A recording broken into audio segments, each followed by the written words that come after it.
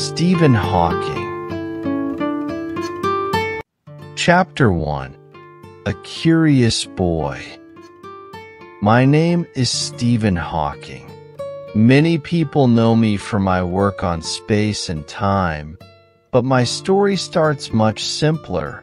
On a cold January day in 1942, in a town called Oxford, England.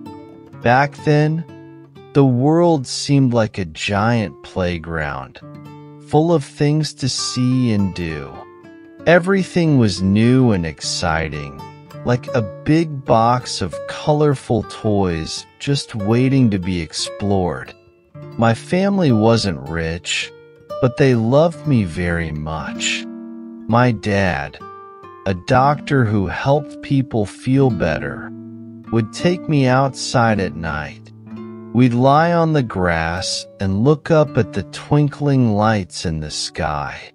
He'd tell me stories about those bright dots, calling them stars. My mom, always with a smile, would read me books about faraway lands filled with jungles and pirates.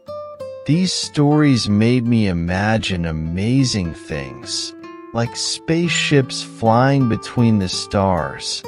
School was a place where I learned lots of new things.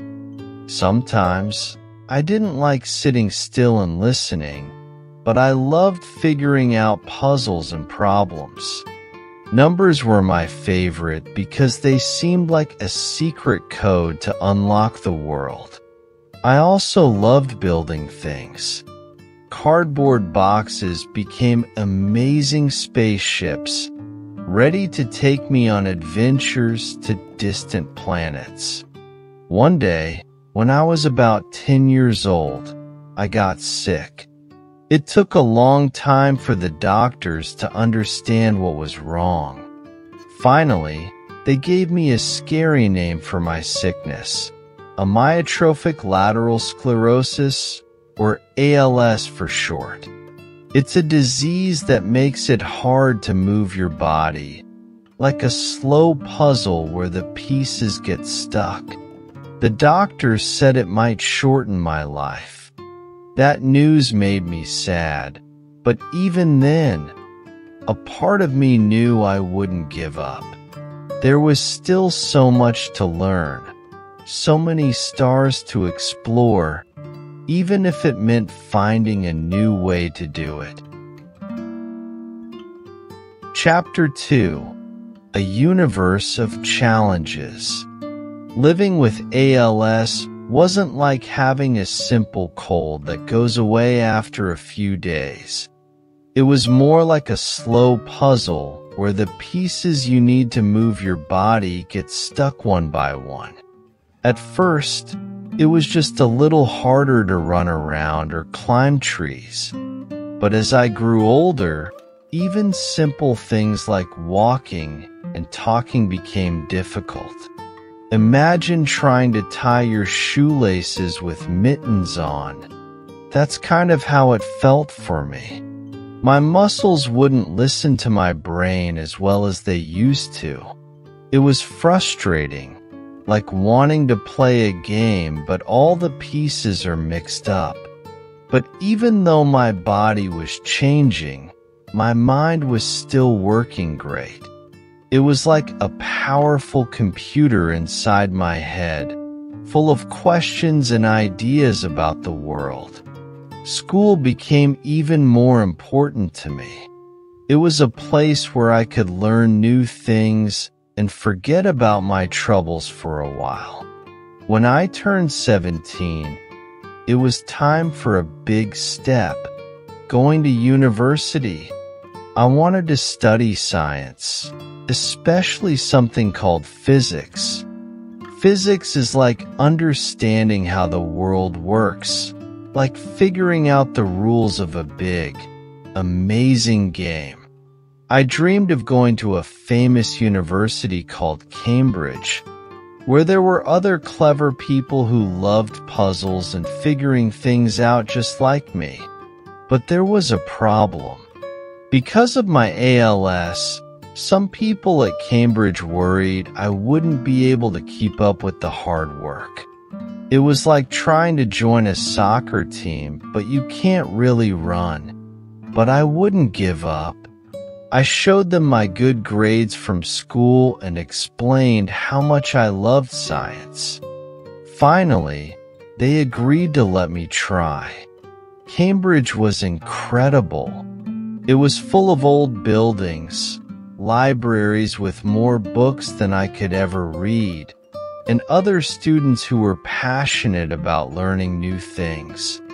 We spent hours talking about science, the universe, and even weird and wonderful ideas like black holes, places in space with such strong gravity that not even light can escape.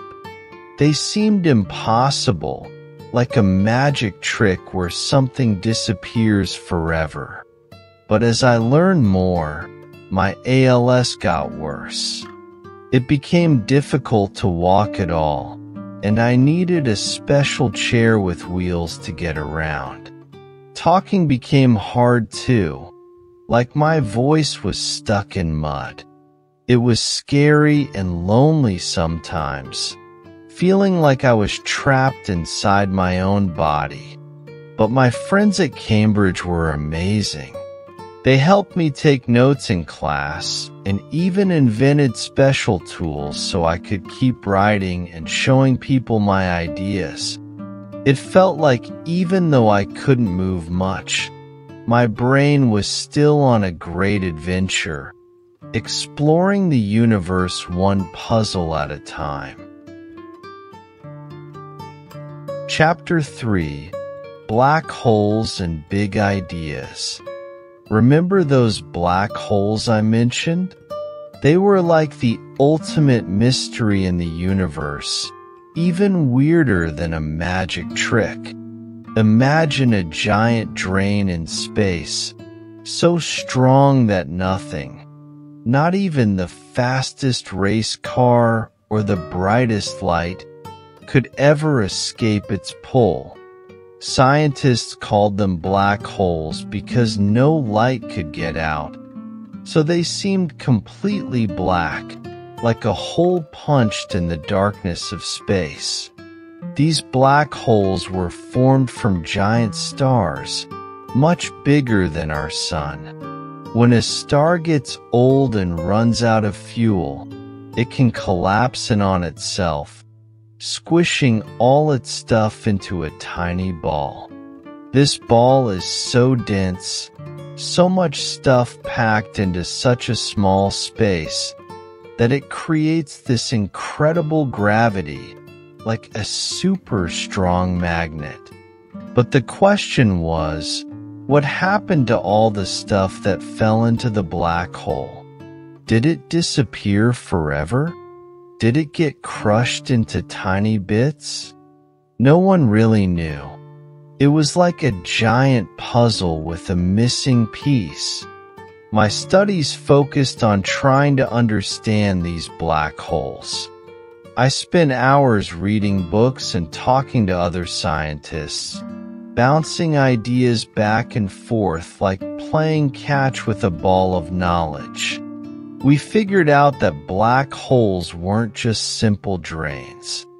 They were more like messy eaters. As stuff fell in, it swirled around the black hole in a circle, super fast, like water going down the drain in a bathtub. This swirling circle was called the event horizon, the point of no return. Once you crossed that line, there was no coming back, not even a rocket ship. But here's the interesting part. Even though the stuff itself couldn't escape, its gravity could. Imagine throwing a heavy ball near a black hole. The black hole wouldn't let the ball go, but the pull of the ball's gravity would still be felt outside the black hole. It was like a strange kind of tug of war, where the black hole wins, but the gravity effect can still be felt from a distance. Our discoveries about black holes were amazing, but they also led to more questions. What happened to the stuff that got stuck inside? Did it get destroyed completely? Or was there something else going on? Something we couldn't even imagine? The universe is a vast and amazing place, full of mysteries waiting to be solved. It's like a giant playground with endless games to play, each one more exciting than the last. Even though I had ALS and couldn't move around much, my mind was free to explore this incredible playground, learning new things about black holes, the beginning of the universe with the Big Bang, and even the possibility of finding other planets with life on them. It was an adventure that never stopped, even when I was sitting still. Chapter 4: A Voice from the Machine. Remember how I mentioned I had trouble talking because of ALS? It became like my voice box was filled with pebbles, making it hard to push out words. Talking to friends and asking questions in class became a struggle. It felt lonely sometimes, like I was trapped inside my own head with all these ideas, but no way to share them. But even in the face of this new challenge, my friends and fellow scientists wouldn't give up on me.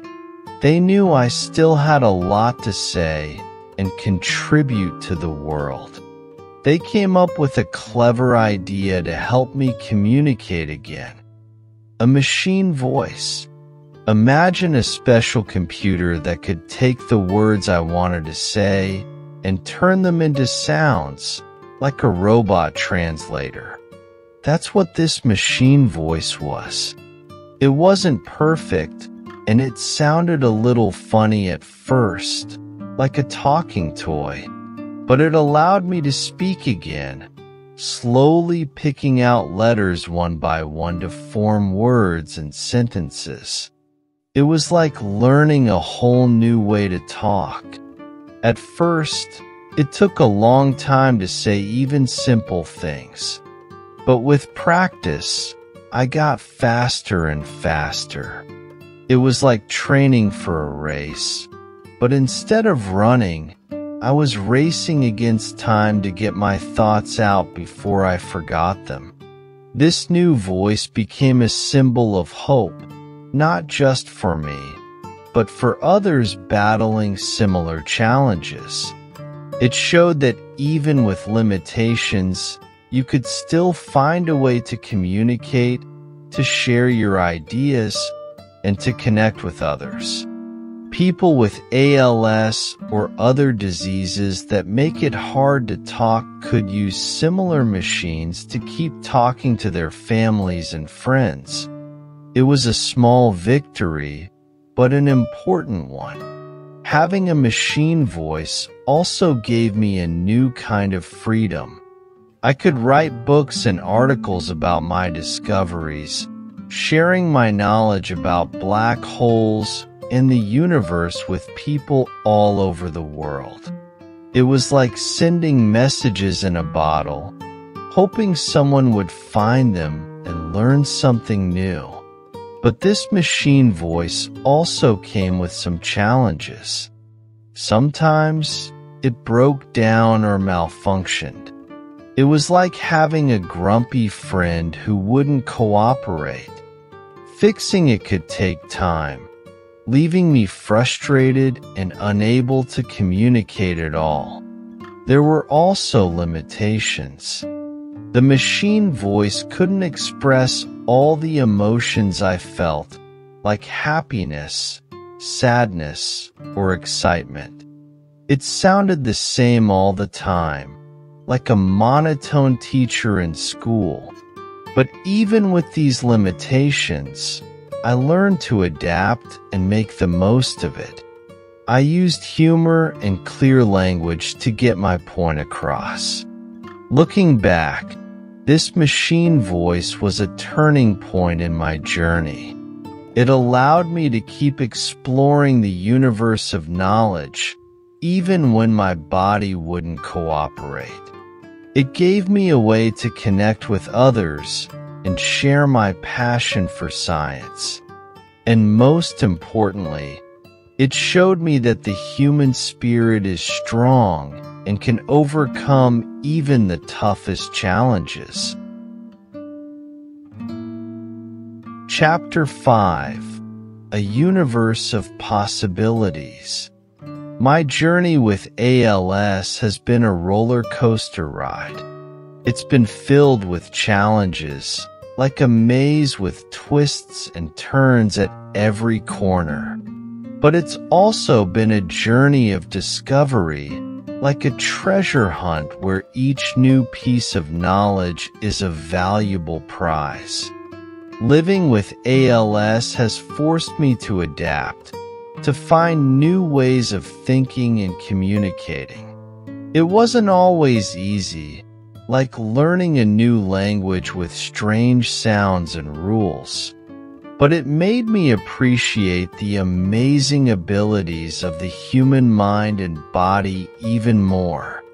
We are like complex machines, capable of incredible things, even when some parts don't work perfectly. Despite the challenges, my research on the universe continued.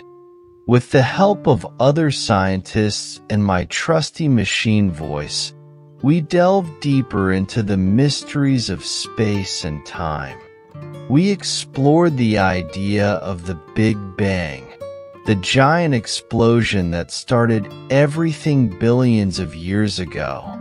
Imagine a giant firework that went off and created all the stars, planets, and even us. We also started thinking about the possibility of life on other planets. Could there be other curious minds out there, looking up at the stars and wondering about us? The universe is vast and full of possibilities, like a giant playground with endless games waiting to be played. Even though we haven't found any little green aliens yet, the search itself is exciting. One of the most inspiring things about science is that there's always something new to learn. It's like a never-ending story with new chapters being written all the time. Even though I may not be able to travel to space myself, my ideas and research can help future scientists build rockets and spaceships to explore other worlds. My story is also a reminder that even with limitations, you can still achieve great things. Never give up on your dreams, no matter how big or small. There will be obstacles along the way, like mountains to climb.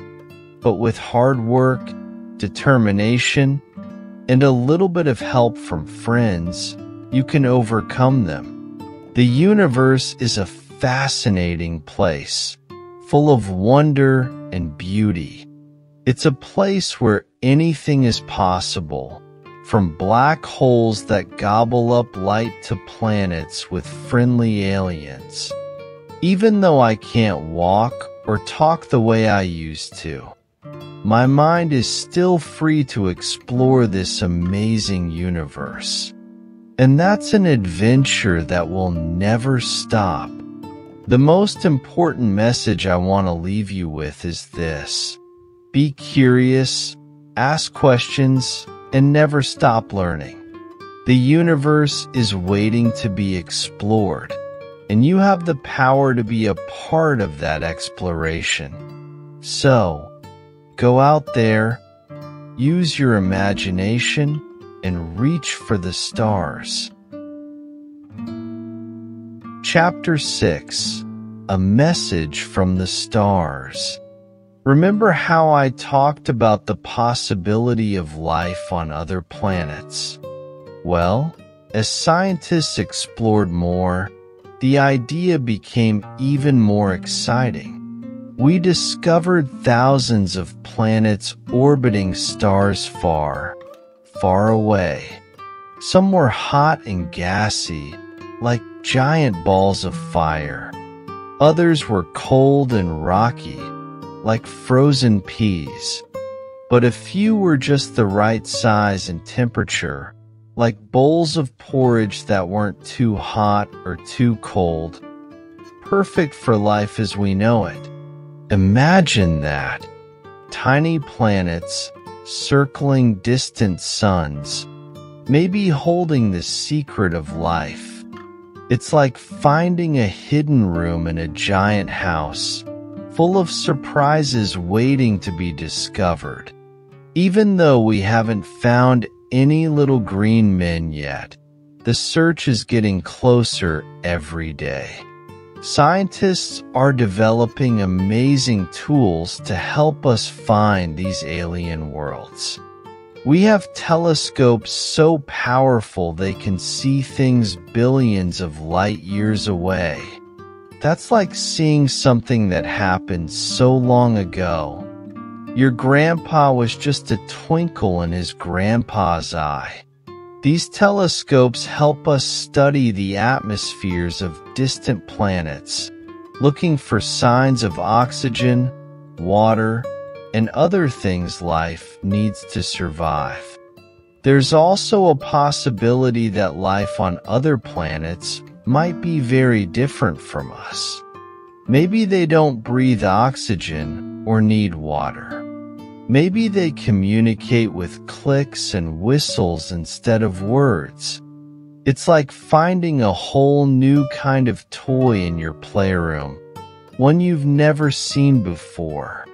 It would be amazing to learn about these different life forms and understand how the universe creates such diversity. But even if we never find any aliens, the search itself is a valuable journey. It teaches us more about our own planet, Earth, and how precious it is. We only have one Earth, with its blue oceans, green forests, and fluffy clouds. It's a special place in the vast universe, and we need to take care of it. So, what can you do to be a part of this exciting space adventure? You can start by being curious. Look up at the stars at night and wonder where they lead. Read books about science and space exploration. Maybe one day, you'll be the scientist who discovers the first alien life form. The universe is a place of endless possibilities, a giant playground filled with wonder. Remember, even though you might not be able to fly a spaceship yourself, your curiosity and thirst for knowledge can help us reach for the stars. So, keep exploring, keep learning, and never stop wondering about the amazing universe around us.